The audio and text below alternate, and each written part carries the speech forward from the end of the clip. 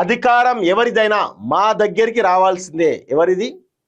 అక్బరుద్దీన్ ఓవైసీ. ఇట్లాంటి మాటలు మాట్లాడుతూ ఉన్నారు వీళ్ళు. ఎంఐఎం అందరి పార్టీ, ఇమాములతో పాటు అర్చకుల వేతనాల కోసం కూడా మేము గొంతెత్తాం. నెహ్రూ నుంచి నరేంద్ర మోడీ వరకు అందరూ ముస్లింలు దళితులు మోసగించిన వారే. బీజేపీకి మత రాజకీయాలు తప్ప మరేది చేత కాదు.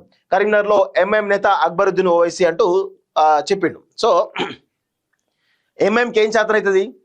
ఎక్కడ బీజేపీ గెలవాలంటే అక్కడి పోయి బీజేపీ హిందుత్వవాదం అంటే ఇమీడియట్ గా ఎంఐఎం అక్కడ పోయి పోటీ చేసి వాళ్ళు హిందువులను రెచ్చగొట్టడం, హిందువులేమో ముస్లింలు రెచ్చగొట్టడం, తద్వారా బీజేపీకి హిందూ ఓట్ బ్యాంక్ పోలరైజ్ కావడం, అక్కడ అధికారులు రావడం, తద్వారా ఓవైసీకి వందల వేల కోట్ల రూపాయల డబ్బులు రావడం, ఇవన్నీ జరుగుతున్నాయి.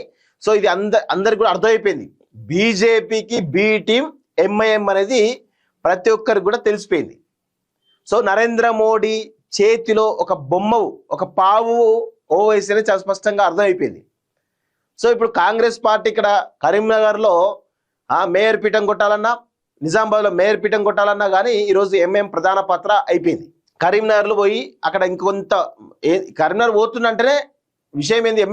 కరీంనగర్కు ఎంఐఎం నేత పోతున్నాడు అంటేనే అక్కడ పరిస్థితి ఏంటంటే హిందూ ఓట్ బ్యాంక్ పోలరైజ్ చేయాలి, ముస్లిం ఓటు పోలరైజ్ చేయాలి. సో అటు ఎంఐఎం కొత్త పార్టీ తీసుకోవాలి, ఇటు బీజేపీ కొత్త పార్టీ తీసుకోవాలి. ఇదే జరుగుతూ ఉంటుంది. సో ఆల్రెడీ అక్కడ బండి సంజయ్ ఏ విధంగా పెద్ద ఎత్తున మాట్లాడుతున్నారో అందరం గమనించాం హిందుత్వం గురించి. సో ఎంఐఎం అసదుద్దీన్ పోయిండు అంటే ఏం జరుగుతుంది అక్కడ? అదే సేమ్ హిందూ చేసిన కామెంట్స్ ఏవైతే దానివల్ల ఇటు హిందూ ఓట్ బ్యాంక్ మొత్తం పోలరైజ్ అవుతూ ఉంటుంది. ఇదే అందుకే బీజేపీకి బి టీం ఎంఐఎం అనేది చాలా స్పష్టంగా అర్థమైపోయింది. రాష్ట్రంలో ఏ పార్టీ అధికారంలో ఉన్నా ఎవరు సీఎం అయినా ఎంఐఎం దగ్గరికి రావాల్సిందని ఆ పార్టీ శాసనసభ పక్ష నేత అక్బరుద్దీన్ ఓవైసీ సంచలన వ్యాఖ్యలు చేశారు. మున్సిపల్ ఎన్నికల ప్రచారం ముగింపు సందర్భంగా సోమవారం కరీంనగర్ జరిగినటువంటి సభలో ఆయన మాట్లాడుతూ మిగతా పార్టీలు రెడ్లు రావులు ఖర్చు చేసేంత చేయలేదేమో కానీ ఎంఐఎంకు ప్రజలు ప్రత్యక్షంగా పరోక్షంగా అండగా ఉంటారన్నారు. సీఎంలు ఎవరొచ్చినా ఓవైసీ సోదరుల దగ్గరకు ఎందుకు వస్తారో ఒకసారి ఆలోచించాలన్నారు. సీఎం రేవంత్ రెడ్డి నాయకత్వంలోని కాంగ్రెస్ పార్టీతో తాము కలవకుంటే జూబ్లీస్ అసెంబ్లీ ఉప ఎన్నికలో ఆ పార్టీ గెలుపు సాధ్యమయ్యేది కాదని అక్బరుద్దీన్ చెప్పారు. అసెంబ్లీలో తమ ఉనికిలు ఉంటేనే పనులు జరుగుతాయన్న అక్బరుద్దీన్ రాజకీయం తమకు వెన్నుతో పెట్టిన విద్య అని చెప్పారు. ఎంఐఎం అంటే బీజేపీకి భయమని, ఎంఐఎం అంటే బీజేపీకి బి టీం అని. అది అంటే బాగుండు, భయమని కాదు. ఆ పార్టీకి మత రాజకీయాలు తప్ప మరొకటి చేత కాదన్నారు. ముస్లింలకు టికెట్లు కేటాయించి మతతో ముద్ర తొలగించుకునేందుకు బీజేపీ ప్రయత్నిస్తుందన్నారు.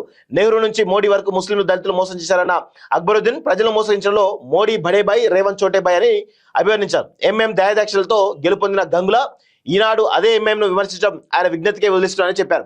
గంగుల ఓ భూ కబ్జాదారని 55 ఎకరాల వక్ భూమిని కబ్జా చేశారని, ఆ భూమిని తిరిగి సాధించింది ముస్లింలకు బహుమతిగా ఇస్తామన్నారు. మున్సిపల్ కార్పొరేషన్ తో పాటు 2028 అసెంబ్లీ ఎన్నికల్లో కరీంనగర్ గడ్డపై ఎంఐఎం జెండా ఎగురుతుందా అని అక్బరుద్దీన్ ప్రకటించారంటూ చూస్తా ఉన్నాం. సో అంటే వీళ్ళకి ఎంత దారుణమైనటువంటి పరిస్థితుల్లో ఉందో ఒకసారి అర్థం చేసుకోండి, ఎంత బలుపు ఉన్నదో వీళ్ళకి అర్థం చేసుకోవాలి. సో అందుకే ఇలాంటి వాళ్ళు ఉండబట్టే ఈరోజు బీజేపీ అధికారులకి ఆ ప్రతిసారి కూడా వస్తూ ఉంది. ఎక్కడ బీజేపీ అధికారులు రావాలన్నా అక్కడ ఎంఐఎం కీలక పాత్ర పోషిస్తూ ఉంది.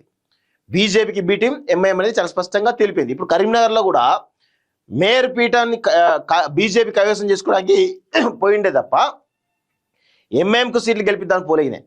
ఆడికి పోయి మత విద్వేషాలు రెచ్చగొడితే వన్ సైడ్ అవుతుంది అనేది ఒక ప్రయత్నం తప్ప ఏమీ లేదు ఇక్కడ. అది గుర్తుపెట్టుకోండి.